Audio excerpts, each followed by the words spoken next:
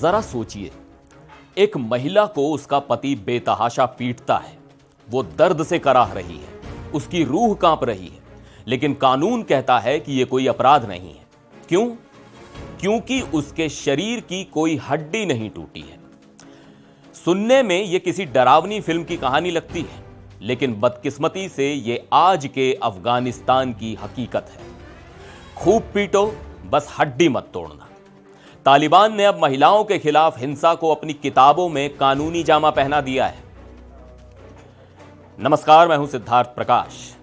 आज हम बात कर रहे हैं इंसानियत को शर्मसार करने वाले उस नए फरमान की जिसने आधी आबादी यानी महिलाओं को सिर्फ एक गुलाम बनाकर रख दिया है। अफगानिस्तान में तालिबान ने एक नया कानून लागू किया है। यह कानून औरतों को सुरक्षा नहीं देता, बल्कि मर्दों को यह छूट देता है कि वो अपने घर की चारदीवारी में महिलाओं के साथ जैसा चाहें बर्ताव करें। इस नए कानून की शर्तें इतनी अजीब और दर्दनाक हैं कि किसी का भी दिल दहल जाए। तालिबान के सुप्रीम लीडर हिब्तुल्लाह अखुंदजादा के दस्तखत से लागू हुई इस दंड संहिता के मुताबिक अगर पति अपनी पत्नी या बच्चों को शारीरिक सजा देता है तो जब तक उससे कोई हड्डी ना टूटे या ऐसा घाव ना बने जो साफ दिखाई दे, तब तक उसे सजा नहीं मिलेगी। यानी मारना पीटना अब वहां जायज है।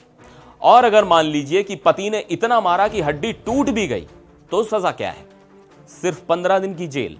जी हां, एक महिला की जिंदगी नर्क बनाने की कीमत सिर्फ 15 दिन की कैद है।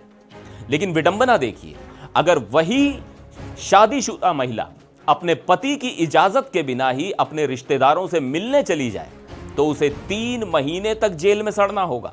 इंसाफ की उम्मीद भी वहां बेमानी है।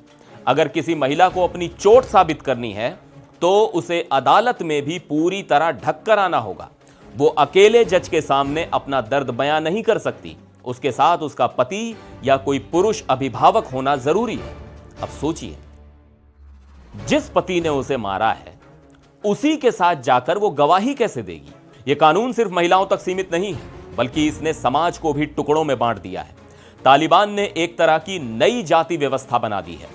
कानून का अनुच्छेद 9 समाज को 4 हिस्सों में बांटता है: धार्मिक विद्वान, उच्च वर्ग, मध्यम वर्ग और निचला वर्ग। अब सजा अपराध देखकर नहीं, बल्कि अपराधी की हैसियत देखकर मिलेगी। अगर कोई धार्मिक विद्वान या उलेमा अपराध करता है तो उसे सिर्फ नसीहत देकर छोड़ दिया जाएगा। अगर अपराधी उच्च वर्ग का है तो उसे सिर्फ सलाह दी जाएगी। मध्यम वर्ग के व्यक्ति को जेल होगी, लेकिन अगर अपराधी गरीब या निचले वर्ग का है तो उसे जेल भी होगी और शारीरिक यातनाएं भी दी जाएंगी। अब यह कैसा न्याय है जहां गरीब होना ही सबसे बड़ा गुनाह बन गया है? इस 90 पन्नों के दस्तावेज ने 2009 के उस कानून को रद्दी की टोकरी में डाल दिया है जो महिलाओं को हिंसा से बचाता था।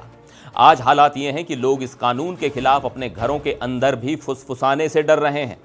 तालिबान ने साफ कर दिया है कि इस कानून पर चर्चा करना भी जुर्म है।